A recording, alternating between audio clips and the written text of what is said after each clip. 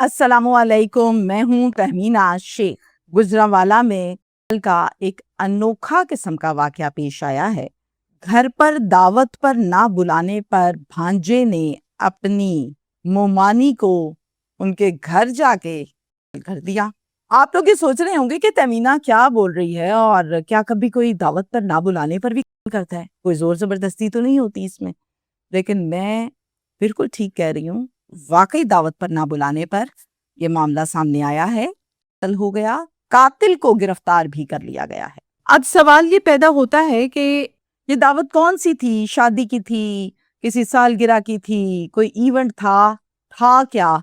इस पर मैं बात करूंगी और असल वजह भी आपको बताऊंगी कि असल वजह सिर्फ यही दावत थी या इसके पीछे कुछ और था।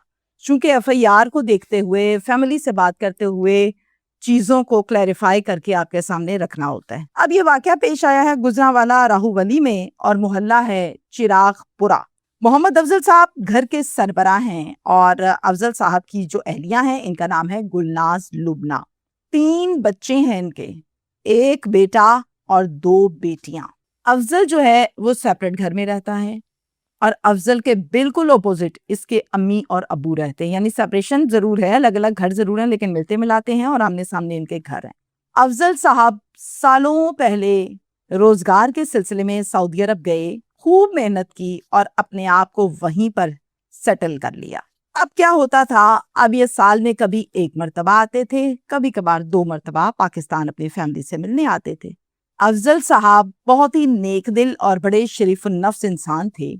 अफजल साहब अपनी अहलिया को जो कमाते उठा के भेज देते थे और ये कहते थे अपनी अहलिया को कि हालात बड़े ख़राब हैं, मैं परदेश में बैठा हूँ अपने बच्चों के लिए, तुम्हारे लिए जो भेजता हूँ उससे अच्छी ज़िंदगी गुजारो, अच्छा खाओ और जमा पूंजी ज़रूर रखना, ज़िंदगी में बड़ी काम आती है। तो पैसे तुमने जमा भी करने हैं, सारे इस्तेमाल नहीं करने। अब आपको ये बात बड़ी क्लियरली समझ आएगी कि जो गरीब रिश्तेदार होता है ना उसको कोई नहीं मिलता, उससे कोई बात भी नहीं करता, उसके दुख भी दुख नहीं समझता। इसी तरह से पहले तो इनको कोई मुंह ही नहीं लगाता था। जैसे जैसे दिन बदले, घर के हालात बदले, समझ आने लगी कि बच्चे अच्छे स्कूलों में हैं, हालात बदल चुके हैं, तो फिर सारे सोए रिश्तेदार जागे, हाल अहवाल भी करने लगे, मिलने मिलाने भी लगे। मोहम्मद अफजल साहब ये 3 बहनों के भाई हैं, यानी इनकी 3 बहनें हैं, तीनों बहनें शादीशुदा हैं और तीनों बहनों की शादी 3 भाइयों से हुई है एक ही घर में। सबसे जो बड़ी है वो है सलमा, उनके बाद नंबर आता है सोफिया का और उसके बाद नंबर आता है फरखंदा का। बैंके चीमा का इलाका है जहां इनका ससुराल है, इन बहनों का घर है, एक ही घर में चूंकि रहती हैं। सबसे बड़ी बहन है सलमा और सलमा का बेटा है एहतशाम। यहाँ से आपने जरा गौर से सुनना है। सलमा जो है वो अपने भाई से हसद करती है, बुग़्ज़ रखती है, मुंह पर कुछ होती है, पीछे से कुछ होती है। अब करती क्या थी, अक्सर औकात होता क्या था, जब भाभी ने सामने आना बहुत अच्छे से मिलना, बच्चों ने सामने आना बहुत अच्छे से मिलना, इवन देन भाई को फोन करना इतने अच्छे से मिलना कि सबने कहना यार कितनी अच्छी बहन है तुम्हारी। दर हकीकत ये अच्छा चेहरा सिर्फ दिखावे का था, अंदर बहुत बुग़्ज़ था, हसद था कि ये क्यों आगे जा रहा है, ये क्यों पैसे कमा रहा है और मेरे पास इतने क्यों नहीं है, इसे हसद कहते हैं। तो ये बहुत ज्यादा था, मुनाफकत थी इनके अंदर। एहतशाम जो कि बेटा है इनका, अब बेटा सेम टू सेम ये नेचर रखता था, उसके अंदर भी हसद कुट कुट के भर दिया माँ ने। बाकी 2 बहनें बहुत नफीस खवातीन थीं, यानी सोफिया और फरखंदा, ये बहुत अच्छी थी, इनकी औलादें भी अच्छी थी, इनमें कोई मुनाफकत वगैरह नहीं थी। बहुत ख्याल रखती थी भाई का, भाभी का, अच्छे से मिलती थी पहले भी और अब भी। अब मैं आपके पास जो डिटेल्स लेकर आ रही हूँ और सुना रही हूँ वो वकूए से रिलेटेड है और ये सब मुझे इनके बेटे ने बताया जो कि इस केस में मुद्दई बना। सोफिया और फरखंदा 2 जुलाई को अपनी वालिदा के घर आती हैं, जैसे अमूमी तौर पर शादीशुदा बेटियां अपनी माँ के घर आती हैं रहने के लिए, मायके आती हैं, इसी तरह ये दोनों भी आती हैं। अब भाभी गुलनाज को जैसे ही पता चलता है कि ये दोनों आई हुई हैं, गुलनाज इनको फोन करके कहती है कि खाना मेरे घर खाना, मैं बनाती हूँ खाना, तुम लोग आ जाओ फिर मिलकर खाना खाते हैं। जनाब अब दोनों खाने के टाइम आई, मिले मिलाए बिठाया और फिर शीट वीट लगा के ये सब मिलकर खाना खाने लगे। कुछ देर के बाद डोर बेल बजी। گلناز اٹھی اور آرام سے دروازے کے پاس گئی کہ دیکھوں کون آ گیا، باقی سب کھانے میں مگن ہے۔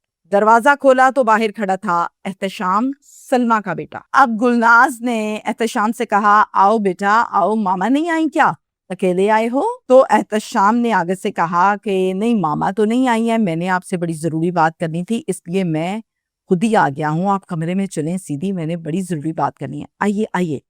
اور پھر وہ بھی اس کے ساتھ سیدھی کمرے میں آ گئی۔ اب باقیوں کو ابھی بھی نہیں پتا، وہ آرام سے کھانا کھا رہی۔ جیسے ہی کمرے میں گئے احتشام نے اپنی مومانی کے ساتھ بدتمیزی شروع کر دی، کہنے لگا ہاں بھائی ہمیں کیوں نہیں بلایا تم نے کھانے کے اوپر، تم لوگ امیر کیا ہوئے، تم لوگ تو ہمیں انسان ہی نہیں سمجھتے، ہم کوئی کمی تو نہیں ہے، ہم کوئی فقیر تو نہیں ہے، تم لوگ ہمیں ملتے تک نہیں ہو، سب کو تم نے دعوت پہ بلایا اور میری ماں کو کیوں نہیں بلایا۔ اب یہ بات ظاہر ہے مومانی کو کہیں نہ کہیں تو بری لگی، اس نے کہا بیٹا کوئی دعوت شاوت نہیں ہے، یہ دونوں بہنیں آئی ہیں خالائیں تمہاری، میں نے دیکھا آئی ہیں، میں نے کہا میں کھانا بناتی ہوں تو میرے گھر کھانا، اگر تمہاری ماں ان کے ساتھ آتی تو بیٹا ان کو بھی ضرور کہتی، کیوں نہ کہتی، وہ بھی ہماری بہن ہے، تو میں ان کو بھی کہتی، وہ آئی نہیں ہے اس وجہ سے تم غلط سمجھ رہے ہو۔ اب یہی بات تھی صرف، اس سے آگے کچھ بھی نہیں، جس پر احتشام نے بدتمیزی کرنا شروع کر دی۔ مامی نے یہ کہا چلو بیٹا اپنے گھر، یہاں سے یہ بدتمیزی وغیرہ ہم برداشت نہیں کرتے، تم بہت بدتمیزی کر رہے ہو، نکلو چلو اپنے گھر۔ اب یہ کہنے کی دیر تھی کہ احتشام جو ہے وہ اپنی اوقات سے باہر آنے لگا، آپے سے باہر ہو گیا اور بھڑک اٹھا، فوراً سے کود کر مامی کا گلا دونوں ہاتھوں سے پکڑا اور دبانے لگا۔ اب ڈیفینیٹلی انسان کا جب گلا کوئی دبائے گا تو وہ چیخے مارے گا، خر خر کی آوازیں آتی ہیں، کوشش کرتا ہے کہ وہ اپنے آپ کو بچا سکے۔ اسی طرح یہ کرنے لگی۔ جو سب سے بڑا بیٹا ہے زین العابدین گلناز کا، وہ کہتا ہے یہ ماں کی خرخر کی آوازیں اور واپس بھی نہیں آئی ہے ماں، فوراً اٹھتا ہے، باقی سب کھانا کھا رہے ہیں، کوئی پتہ نہیں کسی کو، اٹھا اور دیکھا کمرے میں جھانک کر تو آگے یہ ماں کا گلا دبا رہا تھا، بھاگ کر اس کو دھکا دیا، سائڈ پر کیا اور ماں سے پوچھا ماں ٹھیک ہو، ماں ٹھیک ہو؟ اور ماں کو جب چیک کیا سانسیں دیکھا نہیں آ رہی ہیں تو باقاعدہ طور پہ سانس دلانے کی کوشش کی، لیکن ماں اگلی دنیا میں جا چکی تھی، زور زور سے آوازیں دے کے سب کو بلایا ماں مر گئی ماں مر گئی ماں مر گئی، سب اکٹھے ہو گئے، ادھر سے سامنے والے گھر سے دادا دادی آ گئے، یہاں سے یہ مہمان جو آئے تھے یہ آ گئے، ہمسائے آ گئے، 1122 پر کال کی اور 15 پر کال کی، پہلے ٹیم پہنچی 1122 کی اور کہا چیک کیا تو یہ کہا کہ ان کی موت ہو چکی ہے۔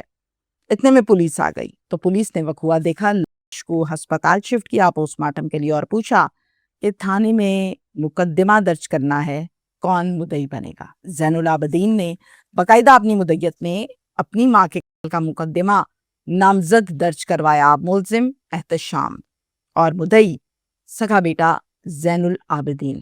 اچھا اب جو ایف آئی آر ہے میں تھوڑا سا آپ کو بتاؤں کہ جو خاندانی رنجش ہے، حسد ہے اور بغض ہے، اس وجہ سے کیا گیا ہے، یہ لکھا ہے باقاعدہ ایف آئی آر کے اندر، اور یہ بھی لکھا ہے کہ دعوت پر نہ بلانے کی وجہ سے یہ کیا گیا، یہ ایف آئی آر کا متن ہے۔